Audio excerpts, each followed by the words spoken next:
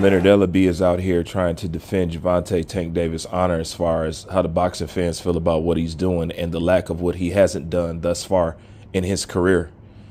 And he's failing at it. And as a matter of fact, it's asinine. It's futile. There's no point of him doing it. It is what it is. If perception is reality, then the perception that they put out is the reality that people knows that he never wanted to fight anybody and he wasn't trying to do anything. And you know what? The way they presented it is nothing wrong with it, because that's the one thing they've been boasting about. But the problem is you can't boast about being about the money, but then when the money show up, then you don't want to take the fight on top of that. That's what makes it illegal. That's what really pisses people off. I know that's what pisses me off.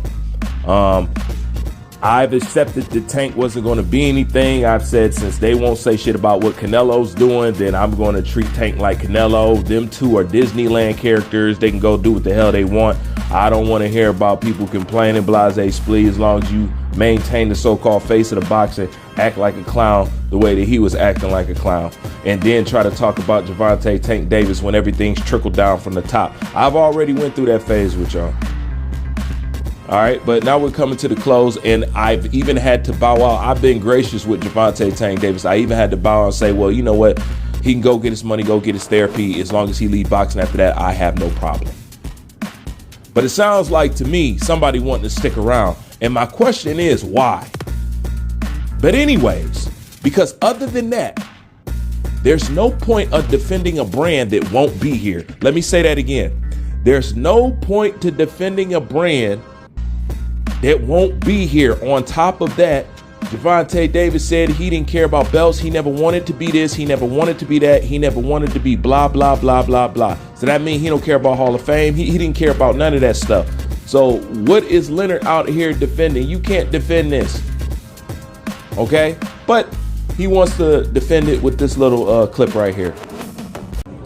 I would hope, to clear a spot for our fighters. Shakur? What am I looking for to make a big fight for Gervonta Davis? Now that's Bob Arum. Okay? Bob Arum is such a bullshitter. I have no doubt that they were playing games, but that's the whole thing. See, the fighters took on the personas as the petty promoters. The petty promoters and the fighters got the same damn persona. But the only difference is the boxer's not supposed to have the persona of the petty ass promoters. They supposed to be on a different frequency. But they be listening to them and how they act and stuff like that, and they get on here and act like, man, don't nobody got time for this. I have no doubt that he didn't want to send Gervonta Tank Davis away. This is the whole illusion that y'all missing. I keep saying it. Neither Tank or Shakur wanted to fight each other. As soon as you accept that, everything that Leonard's saying and Bob Arum and all this other shit that you saying, that's when all this stuff makes sense. It's just those of y'all that don't want to believe that Shakur wasn't really trying to chase that smoke like that. I understand that y'all like Shakur. Listen, y'all one of those people who still fall for illusions. I'm good at seeing through shit. That's just what the fuck I do. All right? So you can look at me as being ahead of you, or you either a person that just don't want to admit. Neither one of these guys want to fight each other. Can I give you another example of what I'm talking about? With these over-emotional boxing fans, it's the same thing with Virgil Ortiz and Boots Ennis. Neither Virgil or Boots want to fight anybody. Now, I slightly can't say that now because of Ortiz is fighting the Hammer. Which mentions, hell, that means even fucking Virgil Ortiz, who ain't seen a title, who ain't trying to fight, who ain't done nothing in boxing, is he finna pass up Boots without a belt. That was a little bit of a pivot, but we on the same track. Yeah! But I have no doubt, but it's no point of defending Gervonta ain't gonna be here, and he don't care.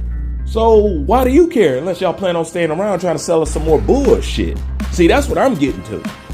Is that's what's trying to go to? Let me know. All right, because I can stop being lackadaisical on this Jake Paul situation. Truthfully, boxing has rendered me to the point I don't give a shit what you do. I just try to get my little likes and my little hypes in the little cracks in between where boxing tries to be real, and I'll leave it at that. Because for the most part, fuck this sport. It's not even a sport. It's a fucking, you know what boxing is? It's an illegal after night gambling spot. Like they did like back in the day, like the what was that? Whatever time frame that was. You know what I'm talking about. It's still that to me. So other than that,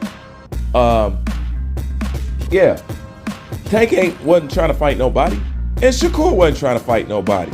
Those are the facts of life. All right, that's just what it is. Now, let's just focus on Tank. Now, I just had to put that out there. You got to recognize both sides. Now, the reason why Leonard, or why people be more inclined to put everything on Tank, and you can put more on Tank, because this is why. Because Tank is with PBC, Al Heyman, Floyd Mayweather, Leonard Ellerbe, premier champions. Point blank, period. I want you to think about this for a second, and somebody can drop the mic on Leonard with this. When it comes to Tank not fighting the fights that he's supposed to fight, okay, given the track record, okay, of PBC, Premier Boxing Champions, I want you to think to yourself of how many fights they have and almost fucked you out of outside of who Tank hasn't fought. Then I want you to look back at the people that Tank hasn't fought and ask yourself, doesn't it match the history of this company? That's it. That's it. You wouldn't have got Crawford versus Errol Spence. And that's one of the biggest fights we had in a long time. In a long time. To add on top of that, you never would have got no Crawford versus Canelo or no stuff like that. Leave it up to them. You know that. All right? They missed. Okay. This is where we can really hang it up on, bro. And I don't want to hear no back and forth, because it's enough evidence out there. I covered this shit for years. You know, it's not a debate. And it came out the mouth of the champion himself several times. Everybody knows the heavyweight division is the crown jewel in boxing. When the heavyweight division is on fire, boxing is on fire. Everybody in boxing knows that. Okay? So when that rooftop flies off on the heavyweight division, everything's lit the fuck up. Okay? The little guys who've never been known for making that much money or getting that much attention. You know what I'm saying? It's part of the reason why they created pound for pound, you know what I'm saying? All that stuff. Right? They had Anthony Joshua versus Deontay Wilder, one of the biggest fights.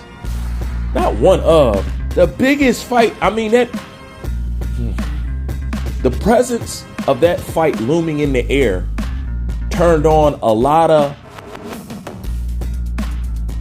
open doors, or turned on a lot of lights back on in a lot of empty rooms in boxing again.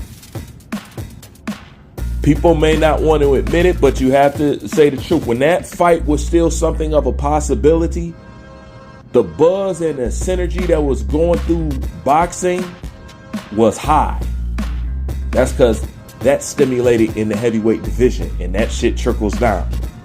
Okay? So it puts the whole thing on fire.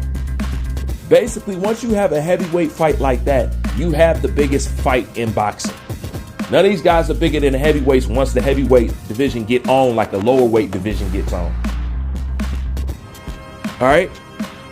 The biggest fight that you could have, I don't know, that fight would have did. Imagine it's, I can't, I don't know how to quantify it.